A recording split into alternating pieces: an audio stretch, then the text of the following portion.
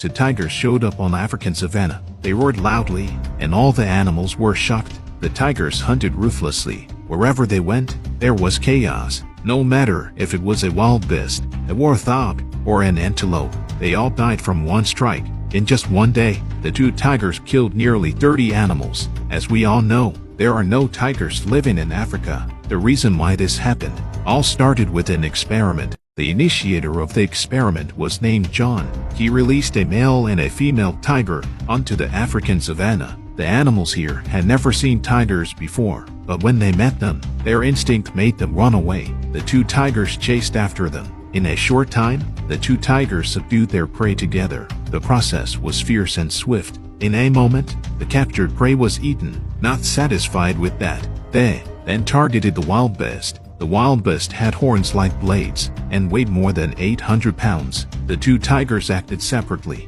and once again conquered their prey together. They did not give the wild beast any chance to breathe. Even facing the most ferocious lions in this place, the wild beast could struggle for a while, but facing the tigers, they seemed helpless. This victory also meant that they officially became the top predators. The first two hunts were very smooth. At this point, they were already stuffed and bloated, but even so, they still chose to continue hunting. It seemed that the wildness of the two tigers had been completely ignited. They no longer hunted to fuel their stomachs, but to enjoy the thrill of killing. Maybe they will settle and thrive here in the future. The African savanna is famous for its diversity of wildlife. It has more animals and plants than any other continent. This includes large cats such as lions and leopards. According to zoologists, tigers are also a kind of large cat that originated in Africa. About 2 million years ago, their ancestors migrated eastward, and they gradually found their own habitats in various places in Asia and evolved into striped appearances. Then we later knew various subspecies of tigers. So why did they leave Africa, since zoologists think that they lived in Africa 2 million years ago?